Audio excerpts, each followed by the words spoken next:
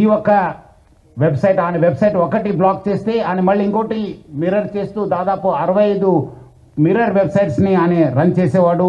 ఆయన ఒక మొత్తం ఆయనని ఇన్వెస్టిగేట్ చేసిన తర్వాత ఆయన దగ్గర ఉన్న హార్డ్ డిస్క్ అంతా రికవర్ చేసిన తర్వాత దాదాపు 21,000 సినిమాస్ ఆయన హార్డ్ డిస్క్లో పెట్టడం జరిగింది.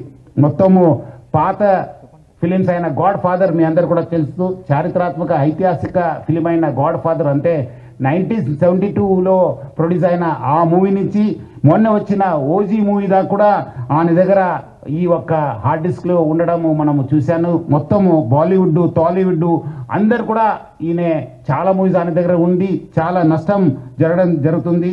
అదేవిధంగా ఆయన ఇప్పటిదాకా ఒక 20 crores సంపాదన చేశారని చెప్పి ఆయన వెల్లడించారు. మనం దాంట్లో 3 కోట్ల రూపాయలు మనము సీజ్ చేయడం జరిగింది. అది ఇంకా మనం ఆయన ఫైనాన్షియల్ డీటెయిల్స్, ఆయన మనీ లాండరింగ్ ప్లస్ ఏం చేశారు, ఎక్కడెక్కడ చేశారు, ఈ ర్యాకెట్లో మొత్తం ఏముందని తెలుసుకోవడానికి ఆయన పోలీస్ కస్టడీ కూడా మనం అడగడం జరిగింది. అది వచ్చిన తర్వాత కూడా ఇంకా మనము ఆయన దగ్గర ఉన్న విషయపైన మనం రాపట్టుకోవడానికి మా వంతు కృషి చేయడం జరుగుతుంది. మొత్తం ఈ కేసెస్ పైన కూడా, ఎందుకంటే ఇది ఇంటర్నేషనల్ లింక్స్ ఉంది, ఇంటర్నేషనల్ నుంచి అక్కడ వేరే దగ్గర నుంచి కూడా ఆయన ఆపరేట్ చేయడం జరుగుతుంది.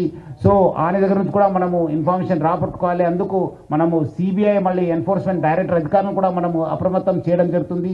అక్కడ కూడా మనం సేకరించిన ఇన్ఫర్మేషన్ కూడా వాళ్ళకి ఇచ్చేసి వాళ్ళు కూడా ఈ మొత్తం ఈ ఒక్క లింక్స్ ఏమున్నామని తెలుసుకోవడానికి కూడా మా వంతు కృషి చేయడం జరుగుతుంది.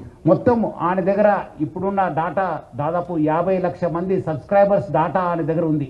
అంటే మీకు తెలుసుంటుంది, డాటా ఈజ్ పవర్ఫుల్. ఈ ఒక్క ఆధునిక యుగంలో మోడర్న్ టెక్నాలజీలో డాటా ఈజ్ పవర్ఫుల్. ఎవరి దగ్గర డాటా ఉంటుంది వాళ్ళు చాలా పవర్ఫుల్ ఉంటారు.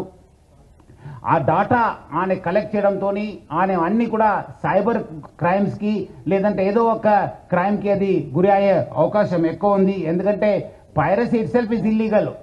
ఎందుకంటే పైరసీ అనేది ఇల్లీగల్. ఎవరు కూడా ఈ పైరసీ మూవీస్ ప్రమోట్ చేయడం కానీ చూడడం కానీ కూడా ఇల్లీగల్. సో చాలామంది ఏదో రకరకాలు అనుకుంటారు, ఏదో మనం చూస్తున్నాను కాదని చెప్పి, బట్ లేదు, వెనక ఒక పెద్ద ర్యాకెట్ ఉందని చెప్పి ప్రజలందరూ కూడా అర్థం చేసుకోవాలి. ఈ అన్ని కూడా మీ డాటా అంతా డార్క్ వెబ్లో లేదంటే ఏదో ఒక వెబ్లో మీకు అవైలబుల్ ఉంటున్నావు.